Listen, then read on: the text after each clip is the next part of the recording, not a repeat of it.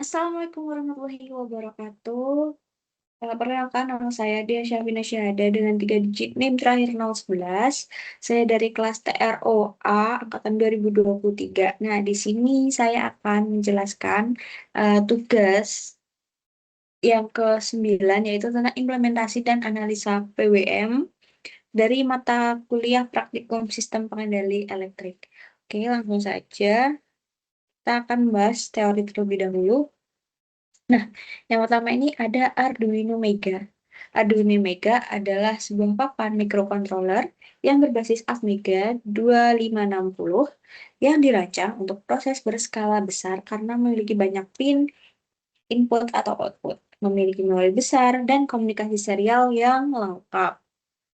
Lanjut, spesifikus utama dari Arduino Mega sendiri yaitu dia memiliki microcontroller berjenis Atmega 2560, tegangan kerjanya 5 volt, tegangan inputnya 7 sampai 12 volt, clocknya dia sampai 16 MHz, flash memorinya dia 256 kilobyte, SRAM-nya 8 kilobyte, dan EEPROM-nya 4 kilobyte. Nah, bisa dilihat di sini pinout dari Arduino Mega 2560, dia memiliki 54 pin digital input dan output. Bisa dilihat di sini, teman-teman. Ini. Lalu, dia memiliki 15 pin PWM atau 5 pin analog, 15 pin analog.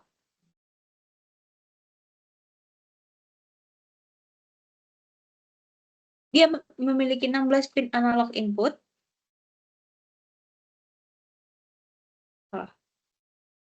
Dan 4 UART dari serial 0 sampai 3. Selain itu, dia juga memiliki SPI dan sudah mendukung untuk I2C. Nah, sinyal PWM-nya di sini, teman-teman. Terus di sini ada pin change interrupt, timer untuk timer, terus di sini ada interrupt juga. Ini ada pin register, sini ada komunikasi, terus ini pin input output sampai sini. Di sini ada JTAG, JTAG, ada pin change interrupt, pin register, ADC, dan ini adalah pin analog input. Nah, di sini ada kayak input 5 volt, ground, Pin, 3,3 volt, reset, IOREF, dan NC. Selain itu, dia menggunakan kabel tipe A, dan dia juga sudah support kabel jack. Di sini ada pin reset juga. Oke, lanjut. Nah, kita lanjut ke ESP32 S2 mini. SP32S2 Mini ini adalah sebuah papan microcontroller berbasis SP32S2 yang memiliki performa tinggi, konsumsi daya yang rendah, dan Wi-Fi terintegrasi cocok untuk aplikasi IoT.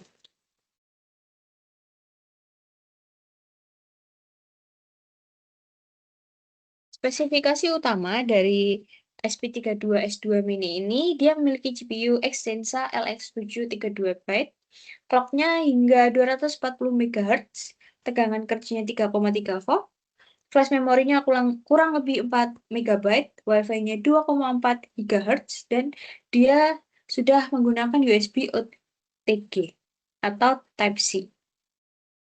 Nah, ini ada pin out-nya yang memiliki GPIO digital maupun analog.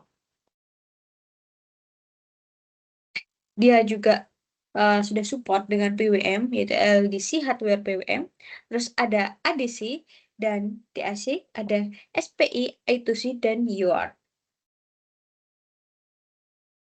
Nah, kita masuk ke bagian PWM.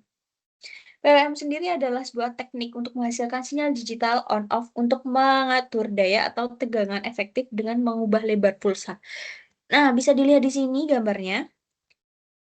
Pulsa ini seperti kotak-kotak seperti inilah yang disebut dengan sinyal PWM. Di mana ketika duty cycle-nya semakin besar, maka uh, pulsanya ini dia semakin lebar. Bisa dilihat 50 sama 75 dia lebih lebar 75, sedangkan ketika dia 25% duty cycle-nya dia lebih kecil. Jadi semakin besar duty cycle-nya, maka bentuk kotaknya itu akan, atau bentuk pulsanya dia akan semakin lebar dan semakin kecil nilai duty cycle-nya, maka untuk bentuk pulsanya dia juga semakin kecil. Lanjut, ada frekuensi PWM. Nah, frekuensi PWM sendiri adalah jumlah siklus PWM per detik atau hertz. Nah, frekuensi PWM ini ada dua. Yang pertama ada frekuensi rendah, biasanya digunakan untuk motor getar atau LED kedip. Lalu ada frekuensi tinggi, biasanya untuk respon yang lebih halus. Lalu ada duty cycle PWM. Duty cycle adalah persentase waktu sinyal berada pada kondisi high. Nah, rumus dari duty cycle sendiri adalah T on per T total dikali 100%. Nah, di sini ada keterangan sedikit. Jika duty cycle-nya itu 0, biasanya itu dia akan off. Tapi ketika dia 50%, itu bisa setengah on, bisa setengah off. Dan jika duty cycle-nya 100%, maka dia akan selalu on. Lanjut. Tidak mau. Oke. Resolusi PWM. Resolusi PWM ini untuk menunjukkan jumlah tingkat perubahan duty cycle. Di mana ketika 8 byte, maka dia memiliki 256 level. Dengan rentannya 0 sampai 255. Sedangkan jika dia memiliki 10 byte, maka dia punya 1024 level atau rentannya itu 0 sampai 1023. Biasanya, kalau menggunakan resolusi yang lebih tinggi, maka kontrolnya ini akan lebih presisi. Lalu ada geser phase PWM atau phase shift PWM. PWM dengan pergeseran fase antar sinyal PWM. Nah, biasanya digunakan pada yang pertama ada kontrol motor 3 fase, inverter, dan power elektronik. Nah, keuntungannya adalah untuk mengurangi ripple, mendistribusikan daya lebih merata.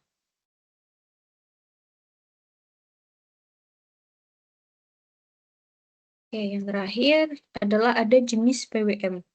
Jenis PWM ini biasanya diberikan ada dua. Yang pertama ada PWM inverting dan yang kedua ada PWM non-inverting. PWM inverting itu output akan low saat aktif. Nah, ketika duty cycle-nya naik, maka waktu low atau low-nya itu dia juga ikut naik. Biasanya digunakan untuk kebutuhan logika tertentu. Sedangkan untuk PWM non-inverting sendiri itu ketika output itu akan high ketika aktif. Jadi ketika duty cycle-nya naik, maka waktunya itu akan high atau akan naik. Nah, biasanya mode PWM ini paling sering digunakan. Mungkin itu saja untuk teori yang tugas ke-9 ini. Selanjutnya kita akan lanjut ke praktikumnya. Oke, kita lanjut untuk percobaan. Uji coba yang pertama yaitu menggunakan Arduino Mega 2560. Nah, ini disuruhnya adalah validasi pin berapa saja. Pin PWM Arduino Mega bisa digunakan mengeluarkan sinyal PWM yang bervariasi frekuensinya.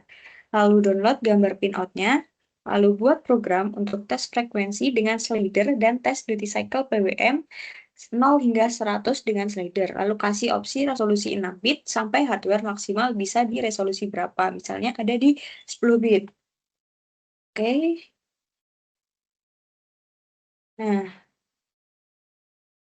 teman bisa lihat ini untuk videonya. Ini percobaan yang pertama. Nah, bisa dilihat di sini, ini adalah tampilan untuk PWM awal. Di sini ada interface-nya. Ini ada frekuensi, duty cycle, dan resolusinya. Di sini ada start, stop, ada start, ada stop. Nah, di sini nanti akan memunculkan eh, serial monitornya.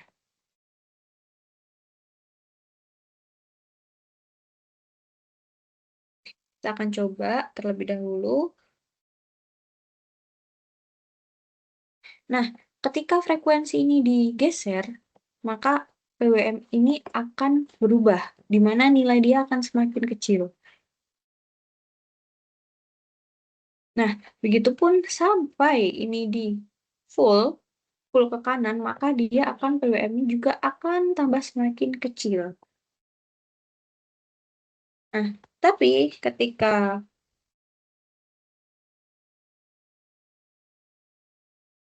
ini yang baris kedua ini digeser, maka untuk pulsanya dia akan semakin lebar. Tapi, nah akan semakin lebar seperti ini.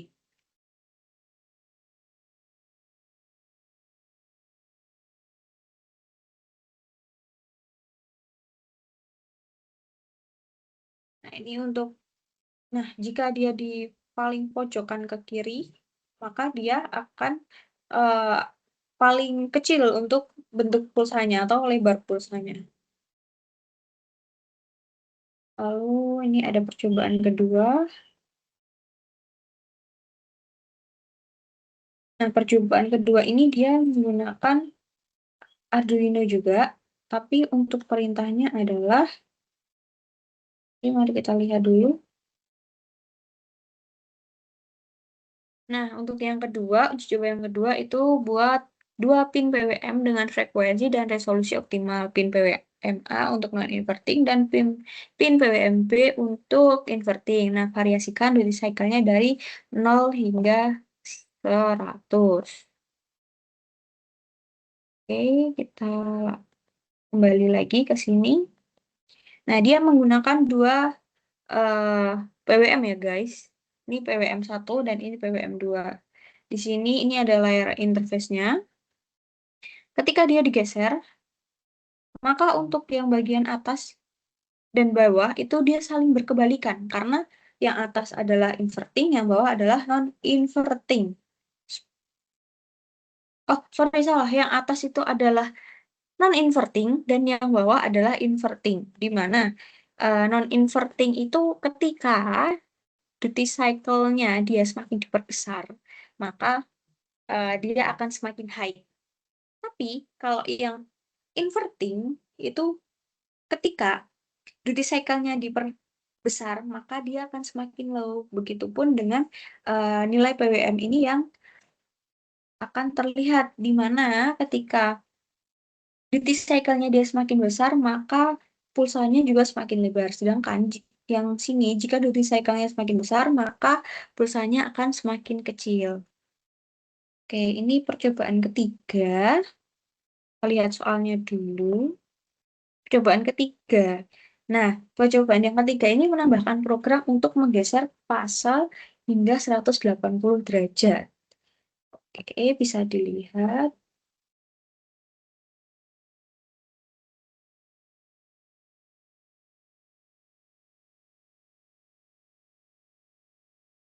Nah, ini ada fasenya di sini, teman-teman. Bentar. Nah, nih ada frekuensi, ada duty cycle A, duty cycle B, dan resolusi. Oh, ini masih percobaan tiga, teman-teman. Maaf. Iya, benar-benar percobaan tiga. Nah, ketika dia di play, maka dia akan berkebalikan. Dia akan sama seperti yang tadi, tapi dia hanya ditambahkan oleh perubahan 180 derajat untuk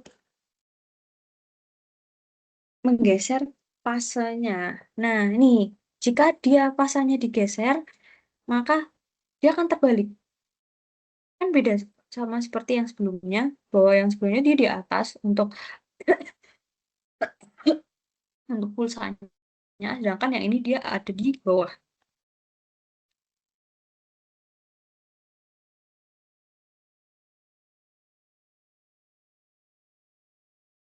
Oke, lanjut.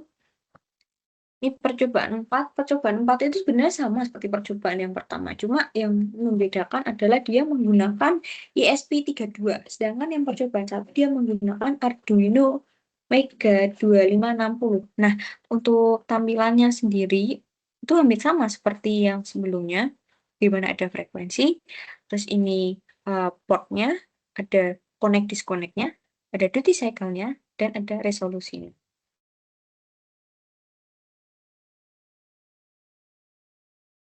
Nah,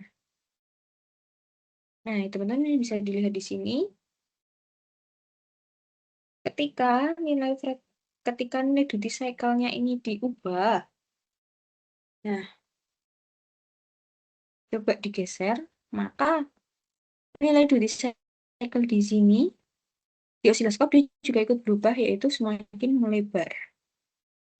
Terus ketika resolusi bitsnya diubah, lalu frekuensinya juga kita ubah,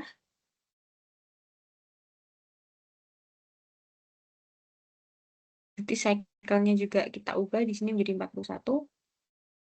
Nah, dia juga akan ikut berubah. Begitupun seterusnya, di sini juga terlihat serial monitornya, di mana ini frekuensinya menjadi 100, terus habis itu duty cycle-nya menjadi 41, terus on duty-nya juga menjadi 100 gitu.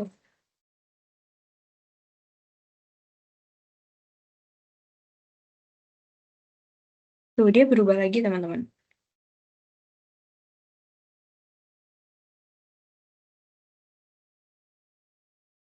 Nah, ini sebenarnya sama. Kita lanjut ke selanjutnya saja.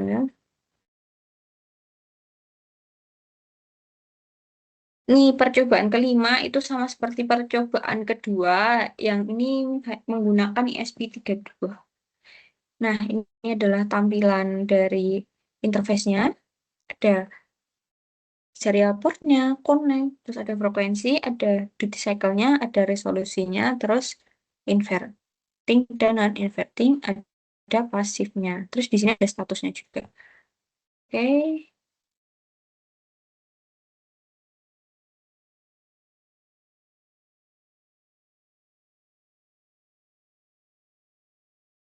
Nah, dia di sini menggunakan dua PWM teman-teman. Yang atas itu adalah PWM non-inverting dan yang bawah adalah PWM inverting. Nah, yang membedakan adalah tinggi. Tinggi gelombangnya ini berbeda.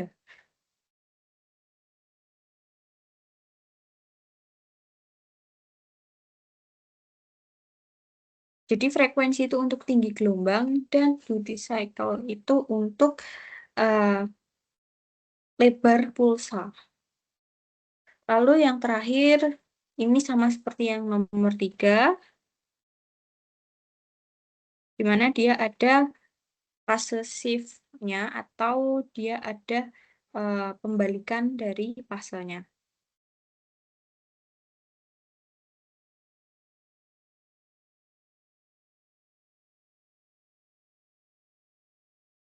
Nah, bisa dilihat di sini sama.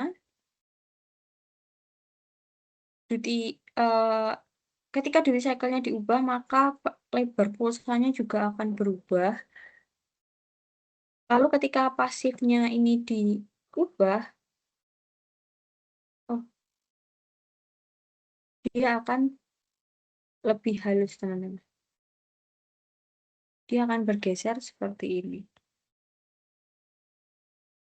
Oke, mungkin itu saja untuk tugas yang ke-9.